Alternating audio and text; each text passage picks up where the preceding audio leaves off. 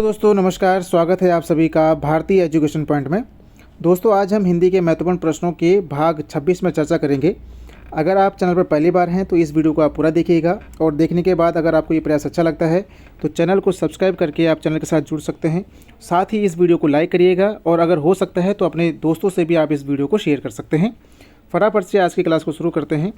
आज की क्लास का पहला प्रश्न ये रहा आपकी स्क्रीन पर। पूछ रहा है पश्चिम शब्द में प्रत्यय है, विकल्प हैं चम, इम, अम या फिर माँ। तो दोस्तों ये बार बार पूछा जाता प्रश्न है और एक इसके साथ और आता है अग्रिम। इन दोनों में दोस्तों जो प्रत्यय हो जाता है ये है विकल्प बी इम। इन दोनों में है इम प्रत्यय और किस प्रकार से हो रहा है तो ये है दोस्तों पश्च धन इम। आपको पता है कि जो प्रत्यय है, प्रत्यय लगने का एक सामान्य सा नियम होता है कि जिसके पीछे प्रत्यय लगता है उसका अंतिम स्वर का क्या है, लोप हो जाता है। तो यहाँ पे आप देखेंगे कि चा के साथ में जो आ स्वर है इसका लोप हो जाएगा। इसका लोप होने के बाद दोस्तों ये बन जाएगा पश्चिम। ठीक है, इसी प्रकार हम देखेंगे कि अग्रिम, अग्र धन इम करके ये बनेगा। और अग्र में भी आप देखेंगे तो यहाँ पे जो ग्र है ये कैसे होगा, ग धन र धन आ। ठीक है, तो यहाँ पे इस स्वर का जो है लोप हो जाएगा और इम प्रत्यय इसमें लग जाएगा। और आपको पता है कि जब ये जो रा हलंत के साथ में लगता है तो वो उसके आने वाले वर्ण के पहले लग जाएगा, या फिर ये इस तरीके से लगेगा या फिर इस तरीके से लगेगा। तो ये दोनों आप ध्यान रखिएगा, दोनों इंपॉर्टेंट उदाहरण हैं इम प्रत्यय के, पश्चिम और अग्रिम। अगले प्रश्न को देखते हैं। पूछ रहा है निम्न में से पुल्लिंग शब्द है गंगा, यमुना, कावेरी, सिंधु। तो आपको पता है दोस्तों कि सामान्य रूप में जो नदियां होती हैं वो क्या होती हैं, स्त्रीलिंग होती हैं। ठीक है, सामान्य रूप में सारी जो नदियां हैं वो स्त्रीलिंग हैं, लेकिन अपवाद हैं दोस्तों। अपवाद कौन कौन से हैं, एक तो है सिंधु, इसके अलावा सोन और ब्रह्मपुत्र, ये दोस्तों पुल्लिंग होती हैं। ठीक है, तो इनका आप ध्यान रखिएगा। तो इस प्रकार से जो इसका आंसर हो जाएगा ये हो जाएगा कौन सा, विकल्प डी सिंधु। ठीक है, निम्न में पुल्लिंग शब्द है सिंधु, बाकी ये स्त्रीलिंग शब्द है गंगा, यमुना और कावेरी। प्रश्न नंबर 3, अभ्यास शब्द का विशेषण रूप क्या होगा, अभ्यासी, अभ्यासिक, आभासित या फिर डी आभास। तो दोस्तों अभ्यास का विशेषण रूप हो जाता है अभ्यासी। ठीक है, सिंपल सा है, इम्पोर्टेंट है, ध्यान रखिएगा। ठीक है, अभ्यासी अभ्यास का विशेषण शब्द है, विशेषण रूप है। प्रश्न नंबर 4, जिस क्रिया के व्यापार का फल कर्ता पर पड़े वह क्रिया है, विकल्प हैं सकर्मक, अकर्मक, प्रेरणार्थक, संयुक्त। तो दोस्तों इसका जो सही आंसर है, जिस क्रिया के व्यापार का फल कर्ता पर ही पड़ता है वो हो जाती है अकर्मक क्रिया। जैसे हम देखते हैं कि राम रोता है, सोता है, हंसता है, ये सारी की सारी दोस्तों अकर्मक क्रिया हैं। इसका जो फल पड़ता है ये कर्ता पर ही पड़ता है। और सकर्मक क्रिया कहाँ होगी, जब किसी वाक्य में कर्म होगा। जैसे राम फल खाता है तो उस केस में क्या हो जाएगा कि जो क्रिया का फल है वो फल पे पड़ेगा, इसलिए वहाँ पे हो जाएगी सकर्मक क्रिया। प्रेरणार्थक क्रिया में हम देखते हैं कि जब कोई कर्ता स्वयं किसी काम को नहीं करता, किसी और को काम करने के लिए प्रेरित करता है, तो उस केस में प्रेरणार्थक क्रिया हो जाती है। जैसे मैं बोलूँगा कि राम सीता से पत्र लिखवाता है, तो इस केस में राम स्वयं पत्र नहीं लिखता है, वो सीता को प्रेरित करता है पत्र लिखने के लिए, तो वहाँ पे दोस्तों हो जाती है प्रेरणार्थक क्रिया। संयुक्त क्रिया दोस्तों जब किसी वाक्य में दो क्रियाएँ एक साथ आ जाती हैं तो वहाँ पे संयुक्त क्रिया होती है। जैसे कि चल पड़ा, ठीक है, तो यहाँ पे चलना क्रिया है, पढ़ना ये क्रिया है, सो पड़ा, यहाँ पे सोना ये क्रिया है, पढ़ा ये क्रिया है। तो जब ऐसी स्थिति बने, जब दो क्रियाएं एक साथ आ जाएं तो वहाँ पे आप संयुक्त क्रिया करेंगे। फिलहाल इस प्रश्न का आंसर हो जाएगा विकल्प बी अकर्मक क्रिया। प्रश्न नंबर 5 को देखते हैं। पानी बहुत ठंडा है, वाक्य में विशेषण पद को छांटिए। विकल्प हैं पानी बहुत ठंडा या फिर डी उपरोक्त में से कोई नहीं। तो आपको पता है विशेषण किसको बोलते हैं कि जो संज्ञा या सर्वनाम की विशेषता बताए उसको हम विशेषण बोलते हैं। यहाँ पे दोस्तों जो पानी है ये एक संज्ञा हो गया और जिसकी विशेषता बताई जाती है उसको क्या बोलते हैं हम, विशेष्य उसको कहते हैं। तो यहाँ पे जो पानी है संज्ञा भी है और विशेष्य भी है। ठीक है, एक ही बात होगी दोनों। ठंडा यहाँ पे पानी का गुण है तो यही दोस्तों क्या हो जाएगा, विशेषण हो जाएगा। यहाँ पे इस वाक्य में पानी बहुत ठंडा है, वाक्य में विशेषण क्या है, ठंडा हो जाएगा। और विशेषण की भी विशेषता क्या है कि बहुत, यहाँ पे कम होता तो कम हो जाता, बहुत है यहाँ पे, तो ये दोस्तों क्या हो जाएगा, जो विशेषण की विशेषता बताता है उसको हम क्या बोलते हैं, प्रविशेषण। ठीक है, तो ये तीनों चीज़ आप ध्यान रखिएगा, एक ही वाक्य में है, संज्ञा, प्रविशेषण और विशेषण। प्रश्न नंबर 6, समय बहुत खराब है इसलिए देखकर चलना चाहिए, रचना के आधार पर वाक्य है, सरल, संयुक्त, मिश्र या फिर डी साधारण। तो आपको पता है दोस्तों कि रचना के आधार पर वाक्य 3 प्रकार के होते हैं, सरल, संयुक्त और मिश्र। सरल वाक्य जिस वाक्य में एक ही उद्देश्य होता है और एक ही विधेय होता है उसको हम सरल वाक्य कहते हैं। अब उद्देश्य क्या है कि जिस के बारे में बात की जाती है उसको उद्देश्य कहते हैं वाक्य का, और उस उद्देश्य के बारे में जो कुछ बात होगी उसको हम विधेय कहते हैं। तो फिलहाल सरल वाक्य हमने देखा कि जिस वाक्य में एक उद्देश्य और एक विधेय हो सरल वाक्य हो जाता है। संयुक्त वाक्य जब दो सरल वाक्य आ जाते हैं और वो किसी समुच्चय बोधक से जुड़े हुए होते हैं तो वो हो जाता है दोस्तों संयुक्त वाक्य। तो दोस्तों ये जो आंसर है इसका, समय बहुत खराब है इसलिए देखकर चलना चाहिए, ये संयुक्त वाक्य का ही एक उदाहरण है। यहाँ पे हम देखेंगे कि समय बहुत खराब है एक उपवाक्य है, एक सरल वाक्य है, और यहाँ पे देखेंगे देखकर चलना चाहिए, ये भी एक सरल वाक्य है, और ये समुच्चय बोधक है क्या, इसलिए ये इससे जुड़ा हुआ है। समुच्चय जो ये संयुक्त वाक्य है इसकी पहचान एक और भी आप देख सकते हैं, कभी उदाहरण में आप कन्फ्यूज हों तो इनको आप अलग अलग कर सकते हो। अगर यहाँ पे आप इसको हटा दोगे समुच्चय बोधक को तो इन दोनों को आप स्वतंत्र रूप से पढ़ सकते हैं। जैसे कि समय बहुत खराब है, सिंपल सा एक आप इसको वाक्य को अलग से पढ़ सकते हो, इसको भी आप अलग करके पढ़ सकते हो, देख कर चलना चाहिए। लेकिन जो मिश्र वाक्य होता है वहाँ पे अगर आप किसी उपवाक्य को पढ़ोगे तो आपको लगेगा कि इसके बाद कुछ ना कुछ अभी वाक्य में बचा हुआ है। जैसे यदि परिश्रम करोगे तो उत्तीर्ण हो जाओगे। तो यहाँ पे अगर आप इसको पढ़ोगे यदि परिश्रम करोगे तो आपको लगेगा कि उसके बाद क्या, यदि परिश्रम करोगे तो क्या होगा। तो जब आपको ऐसा फीलिंग आए पढ़ते हुए कि कुछ ना कुछ यहाँ पे छूट रहा है तो वहाँ पे आप मिश्र वाक्य आराम से कर सकते हैं। फिलहाल इस प्रश्न का आंसर है विकल्प बी, संयुक्त वाक्य यहाँ पे हो जाएगा। अगले प्रश्न को देखते हैं। प्रश्न नंबर 7, सुमेलित नहीं है, जिसका चिंतन न किया जा सके अचिंत्य, जिसकी गहराई न मापी जा सके अथाह, किसी कार्य के लिए दी जाने वाली आर्थिक सहायता अनुदान, बच्चे के जन्म के समय गाया जाने वाला लोकगीत लोरी। तो दोस्तों यहाँ पे जो सुमेलित नहीं है ये हो जाएगा विकल्प डी, बच्चे के जन्म के समय गाया जाने वाला गीत या लोकगीत हो जाता है सोहर, उसको बोलते हैं क्या, सोहर। और अगर हम लोरी की बात करते हैं तो लोरी क्या हो जाएगा, तो लोरी तो सबने सुनी होगी और कुछ ने सुना भी दी होगी और कुछ आगे जाके सुनाएंगे भी। तो बच्चों को सुलाने के लिए गाया जाने वाला गीत होता है लोरी। ठीक है, तो ये आप ध्यान रखिएगा। बाकी बच्चे के जन्म के समय गाया जाने वाला लोकगीत उसको कहते हैं सोहर। प्रश्न नंबर 8 यहाँ पे फिर पूछ रहा है कि सुमेलित नहीं है, अपना रंग जमाना, प्रभावित करना, आँख का कागज़ चुरा लेना, प्रेम हो जाना, अंधे को दीपक दिखाना, ना समझ को उपदेश देना, अक्ल का पुतला होना, बुद्धिमान होना।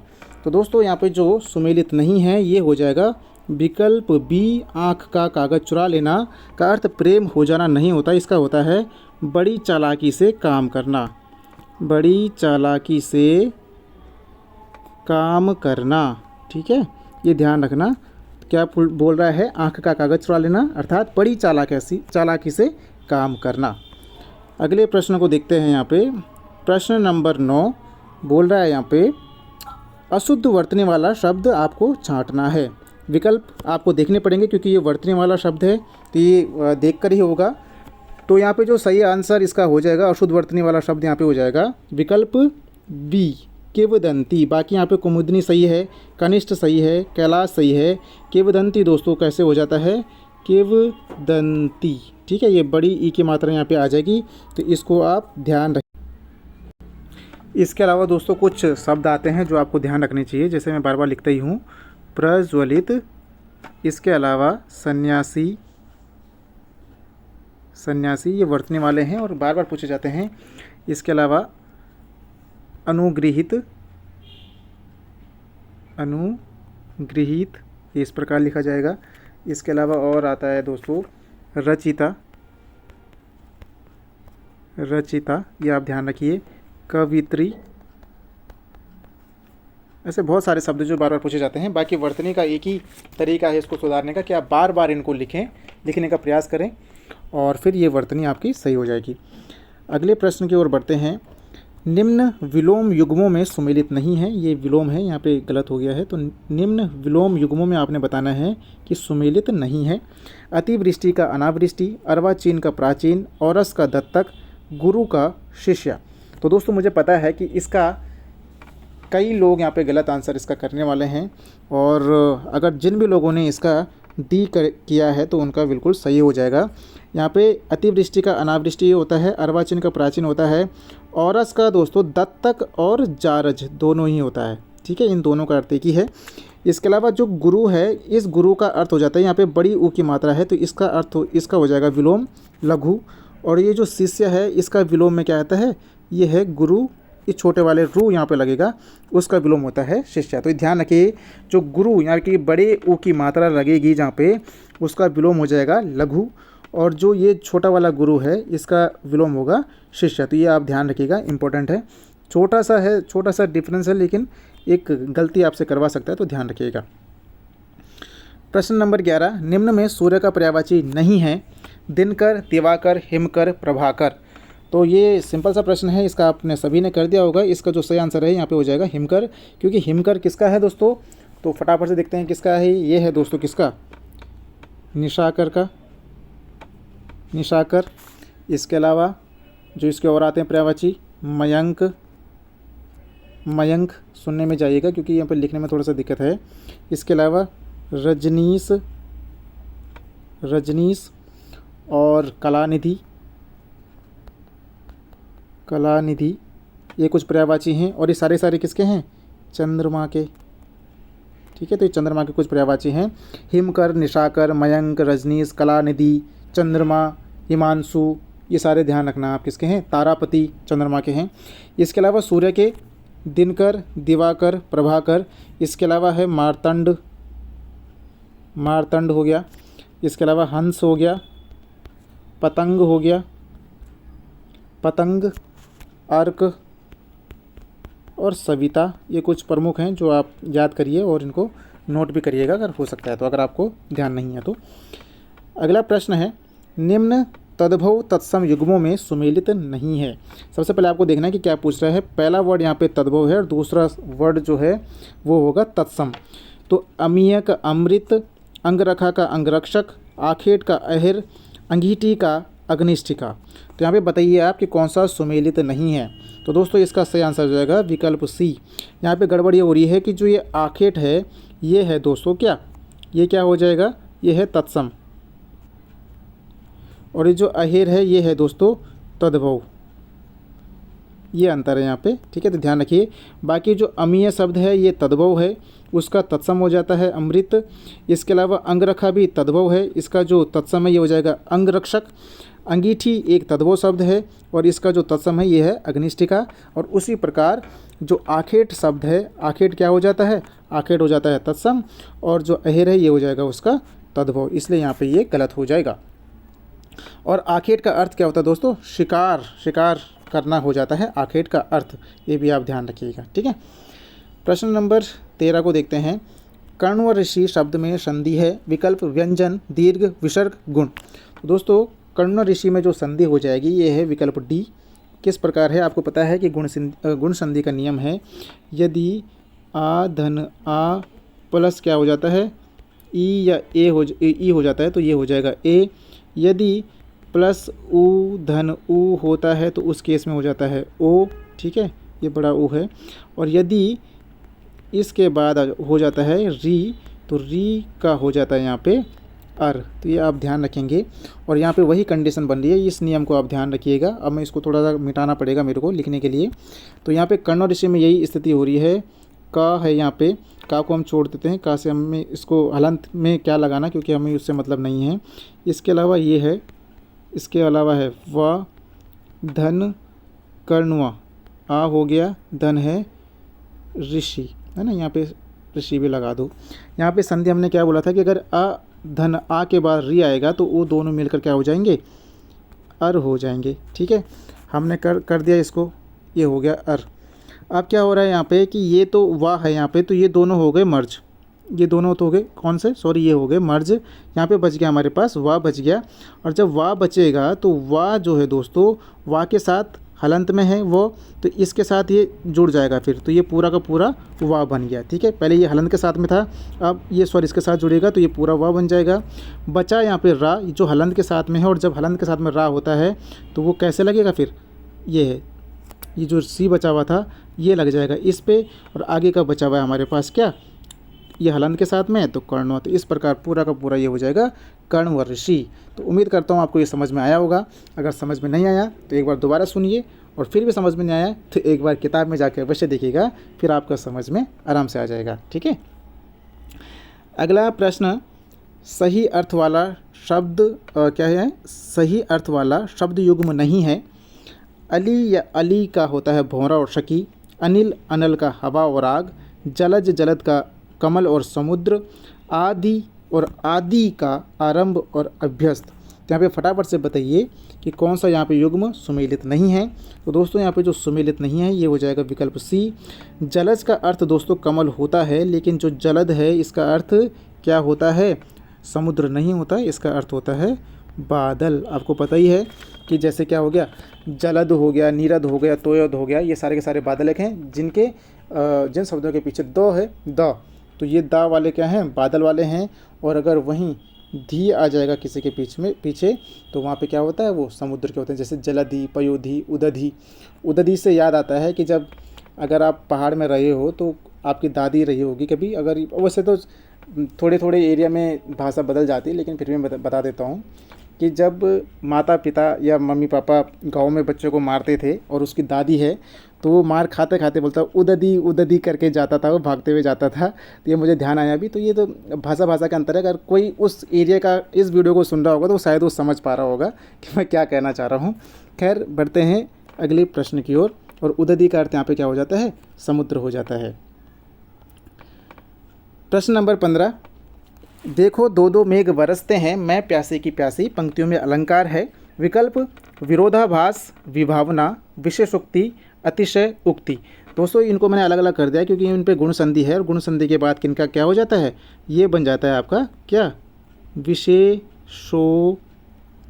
ये इनका संधि विच्छेद भी है, तो मैंने ये ध्यान कराने के लिए आपको इनको अलग अलग लिख दिया। और आपको पता ही है कि अतिशयोक्ति,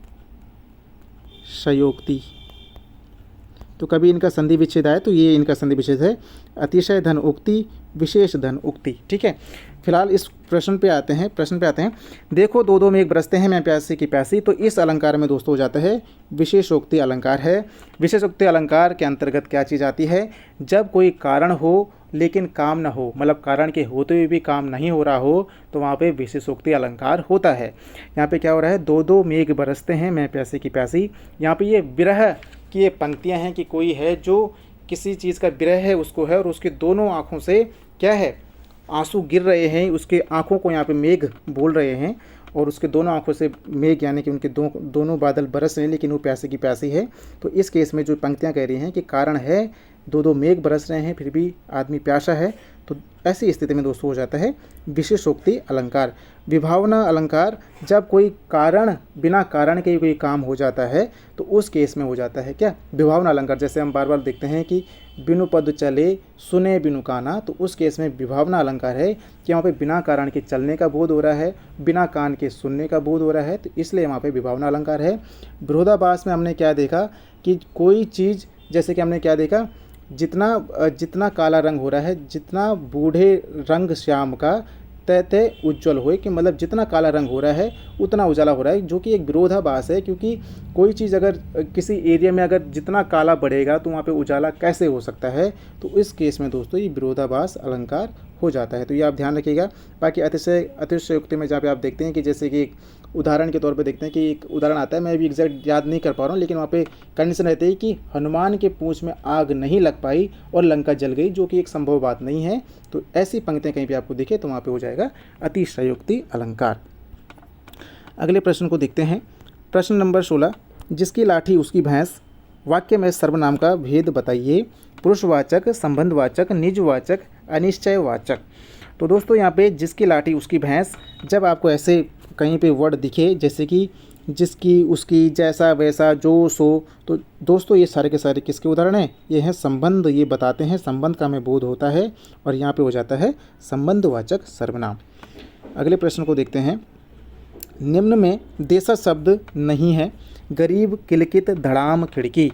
तो आपको ध्यान रखना है दोस्तों कि निम्न जो उदाहरण हैं इनमें से जो गरीब है ये देशज शब्द नहीं है, ये एक विदेशज शब्द है। और किस भाषा का शब्द है? अरबी भाषा का ये शब्द है। इसके अलावा जो अरबी भाषा के शब्द हैं हम बार बार देखते हैं, क्या है? मानसून, मुहावरा, ये कुछ प्रसिद्ध और बार बार पूछे जाने वाले शब्द हैं, तो इनको भी आप ध्यान रखिएगा। बाकी दोस्तों अगर आपको ये प्रयास अच्छा लग रहा है तो वीडियो को आप लाइक कर दीजिए अगर आपने अभी तक लाइक नहीं किया है, और चैनल को अवश्य सब्सक्राइब करिएगा अगर आप आने वाली वीडियो का चाहते हैं कि आपको वीडियो अपलोड होते ही क्या आ जाए, नोटिफिकेशन आ जाए। 18 प्रश्न को देखते हैं। निम्नलिखित में कौन सा मूल दीर्घ स्वर है? ऐ, उ, आ या फिर ओ। तो आपको पता है इसका जो सही आंसर हो जाएगा विकल्प सी है। आपको पता है कि जो हमारी स्वर हैं, स्वरों में क्या हैं? 3 मूल दीर्घ स्वर हैं। 3 कौन कौन से? आ, ई और ओ। ये 3 दीर्घ क्या हैं? मूल दीर्घ स्वर हैं। बाकी 4 संयुक्त स्वर हैं जैसे कि ए, आई, ओ, औ। और बाकी क्या है? जो मूल स्वर हो जाते हैं उनको क्या बोलते हैं हम? आ, ई, उ और री। ठीक है, तो ये आप ध्यान रखिए। बाकी संयुक्त स्वर हो गए ए, आई, ओ, औ। 4 संयुक्त स्वर हो जाते हैं। वैसे सभी को मिलाकर दीर्घ स्वर हो रहे हैं, लेकिन अगर मूल दीर्घ स्वर पूछा जाए तो उस केस में हो जाते हैं आ, ई और उ। ध्यान रखिएगा। अगले प्रश्न को देखते हैं। तुलसीदास को हिंदी का जातीय कवि किसने कहा? अमृतलाल, ग्रियर्सन, रामविलास शर्मा या फिर डी उपरोक्त में से किसी ने नहीं।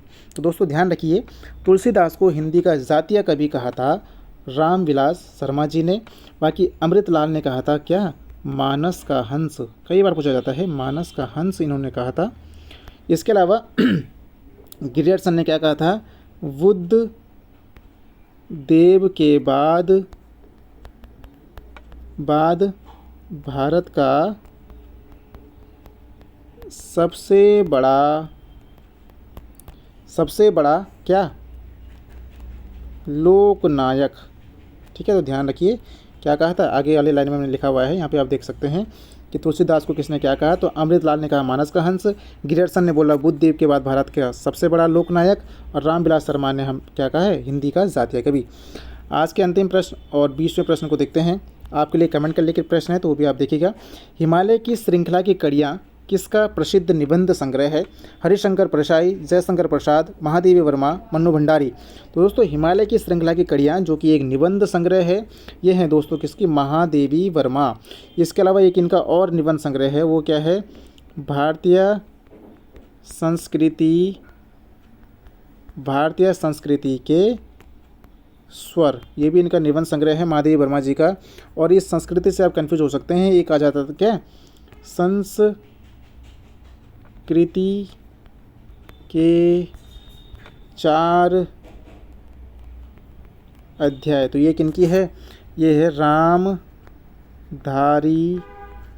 सिंह दिनकर जी की ये रचना है। तो आप ध्यान रखिएगा कि भारतीय संस्कृति के स्वर ये है महादेवी वर्मा, और संस्कृति के 4 अध्याय ये है रामधारी सिंह दिनकर जी की। ये ध्यान रखिएगा, इंपॉर्टेंट है। बाकी आज का प्रश्न आपके लिए ये है, आपने बताना है कि भूरी भूरी खाकदूल किसका प्रसिद्ध काव्य संग्रह है। यह आप कमेंट करके अवश्य बताइए, अपना डेडिकेशन बताइए। और साथ ही अगर आप यहाँ तक पहुँच गए हैं तो वीडियो को लाइक अवश्य करिएगा, कमेंट करके अपनी प्रतिक्रिया दीजिए, इस क्वेश्चन का आंसर अवश्य करिए। और अगर आप अभी तक आपने चैनल को सब्सक्राइब नहीं किया तो चैनल को सब्सक्राइब अवश्य करिएगा। बाकी अपने दोस्तों से शेयर कर सकते हैं, अवश्य करिएगा। आने वाले कोई भी एग्ज़ाम है, खासकर आप उत्तराखंड की किसी भी एग्ज़ाम की तैयारी कर रहे हैं तो ये सीरीज़ आपके लिए अति आवश्यक और लाभकारी है, तो इससे आप अवश्य जुड़िए। बाकी दोस्तों पढ़ते रहिए, मोटिवेट रहिए। मिलते हैं दोस्तों नेक्स्ट भाग में, नेक्स्ट पार्ट में। बहुत बहुत धन्यवाद।